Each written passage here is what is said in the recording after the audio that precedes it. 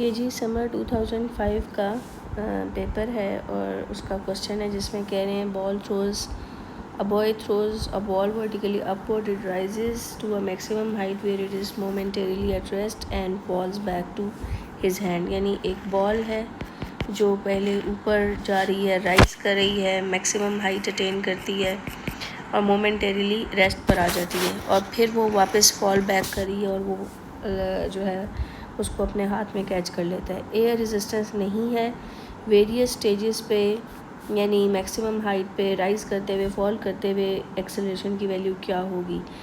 तो बेहतरीन इस वक्त समझने का जो सिंपलेस्ट वे आउट है वो ये है कि मैं अगर इसका वेलोसिटी टाइम ग्राफ बना लूँ तो इसका वेलोसिटी टाइम ग्राफ ज़ाहिर है जब उसने बॉल ऊपर की तरफ फेंकी है तो कोई ना कोई वेलोसिटी तो होगी उसकी। लेट इट बी 30 मीटर पर सेकेंड है फॉर एग्ज़ाम्पल उसकी वेलोसिटी। फाइनल वेलोसिटी उसकी हो जानी है 0 और वापस आते हुए उसकी वेलोसिटी होगी -30 जब उसको वापस कैच करेगा। तो इसका ग्राफ जो है वो चूँकि इनिशियली उसकी वेलोसिटी 30 थी, फिर उसकी वेलोसिटी ने 0 हो जाना है और फिर वो वेलोसिटी उसकी -30 हो जाएगी जब वापस कैच करेगा।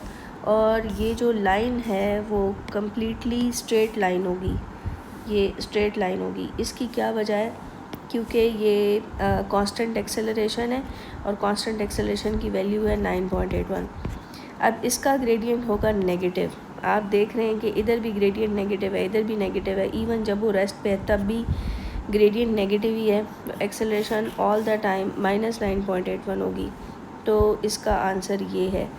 और इसके अलावा जो थ्योरेटिकली मैं हमेशा बच्चों को समझाती रहती हूँ, ये तो मैंने सिंपलेस्ट वे आउट बताया कि चाहे आपकी बॉल रेस्ट पर भी है तब भी आपकी एक्सेलरेशन -9.81 ही है। आप कहेंगे कि रेस्ट पे है तो फिर कैसे एक्सेलरेशन हो सकती है? तो भाई basically acceleration change in velocity है ओवर टाइम।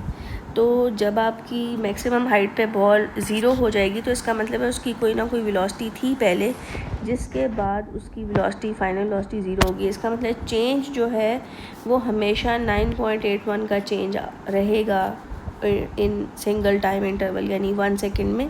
मैं एज्यूम करती हूँ कि 1 सेकेंड में, हर 1 सेकेंड में जो आपके वेलोसिटी में चेंज है वो 9.81 का होगा। यानी पहले वेलोसिटी अगर 9.81 थी तो हाईएस्ट पॉइंट पे पहुंच के वो 0 हो जाएगी और फिर हाईएस्ट पॉइंट से जब वो फिर से नीचे की तरफ गिरने लगेगी तो 1 सेकेंड के बाद उसकी वेलोसिटी -9.81 होगी डाउनवर्ड आते हुए।